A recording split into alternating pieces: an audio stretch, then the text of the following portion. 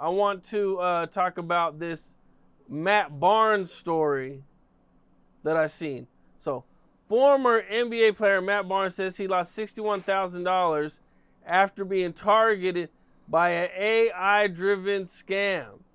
He claimed a woman he met online used artificial intelligence to generate messages, videos, and audio that made it appear he had cheated on his then partner. Facing threats the concern would be released, Barnes paid the money to try to keep the situation private. Yeah, so a lot of those NBA dudes be real cheap with their girlfriends, and in order to get money out of them, they gotta revert to certain things like this. And who you think was behind that? I don't know, bro, but he got tricked by. They're saying that he got tricked by an AI snow bunny. Bro. What happened was, it was late night. He was horny, man. They called him out of bounds. That he seen the little female, got him on the phone. They screenshotted him. He was sending them audio messages on the iPhone. Screenshot him, and they finessed him. You feel me? So anybody who's been a pro athlete, they know. Rookie year, you got to sit through all of these meetings where they warn you about stuff like this. So next year, when the NBA bring all the rookies in, they going to have Matt Barnes up in there telling the rookies, don't respond to the DMs. They going to get you for the racks. That's all that happened, man. He got caught loafing. Being horny, man. Took him for a 60 ball. He going to make that back off his podcast. He be all right. Man, I'd be so embarrassed if I got tricked by an AI chick. See, bro, man. He got catfished by a robot on bro. He got catfished by a bro. Yes, bro. He's the first person in history to get catfished by a robot. Got to be more careful. Man, I'm telling you. Oh, man. Yeah. Well, 50 Cent and Marlon Wayans got into it. And, one of the funniest things was Marlon Wayans, he's saying, I've been going to Diddy parties for 25 years and I ain't never seen nothing. And, 50, in the video, they're kind of making it seem okay, sure. You've been going to all these Diddy, but you ain't heard nothing? And then they got the clip where he's saying, I ain't never heard of none of this stuff from Diddy. And, making it seem yeah, right. You know what I'm saying? Marlon Wayans, for sure. You never heard nothing? Why nothing? He wasn't nothing in court? At all? Why didn't he make a good character reference in court then? Why he didn't say nothing until after he got sentenced? That's the same dude who helped make White Chicks, right? Yes. He's a super as well. I know things about him, but I ain't gonna say nothing. Very zesty guy. It's a zest apocalypse. Guard your cakes. Protect women and children. They trying to take everything. Lame ass niggas. Stupid man. Well, Roger, Diddy's former bodyguard, Bonds? Roger Bonds said that Diddy was getting a God syndrome, kind of like God complex. That's something I've seen a lot as well, where guys start to develop this superiority complex. And, I always tell people that I respect to watch any man who compares himself to God.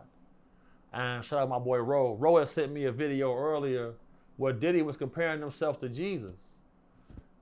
If you look at all biblical texts or historical religious reference, only demons try to imitate or compare themselves to God.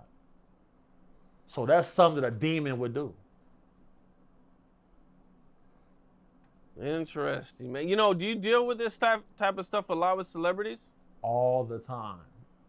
And most celebrities I know live in middle class. So when I see them doing the little rants, treating everybody like shit, I be looking like, man, you not even rich.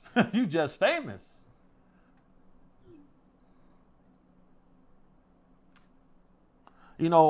when you come to these type of situations, you know, insanity will always become a problem because, you know, no man is meant to be anatomically worshipped.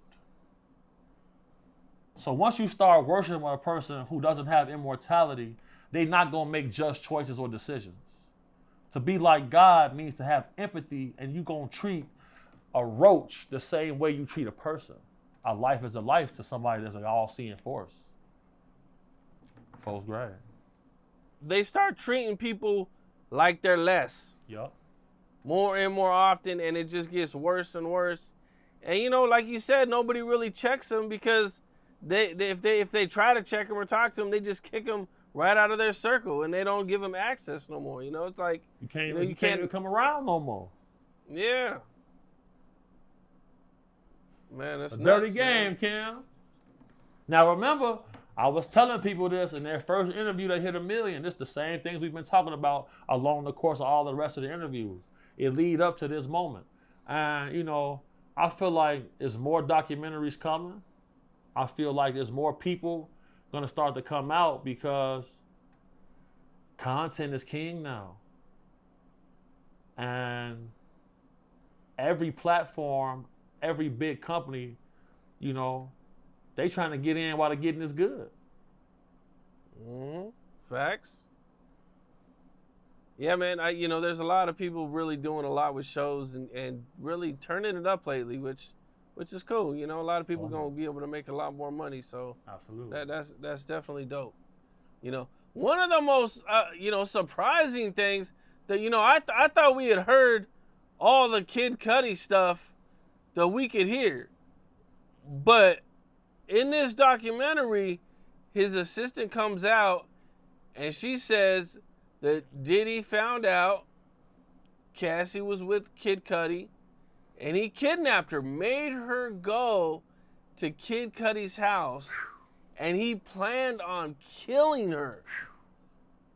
I mean, killing him, killing Kid Cudi, you know, and this was crazy, bro. And this was crazy because this was up on Cassie's part, because she said, she was like, I didn't want Kid Cudi around, but Cassie, she kind of forced it, brought Kid Cudi around.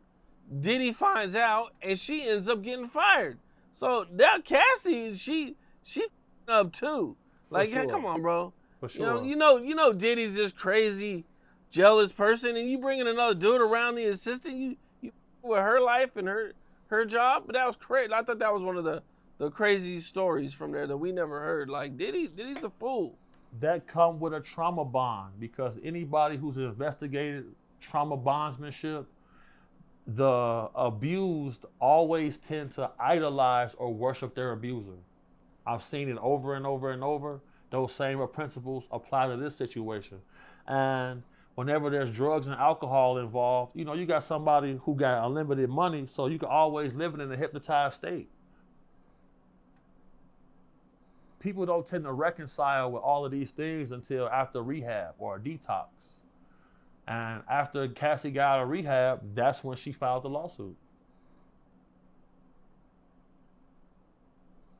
So it took her getting off drugs to, you know, like, oh, okay, damn, I was doing all this up shit I shouldn't have been doing, and Diddy was taking advantage, and he was putting me on drugs and ecstasy and all these other drugs, and now it's time for me to get paid. Pretty ladies always play for keeps. What's up? This is Cam Capone. We got more content like this coming soon, so hit that like button, subscribe, and stay locked in to Cam Capone News.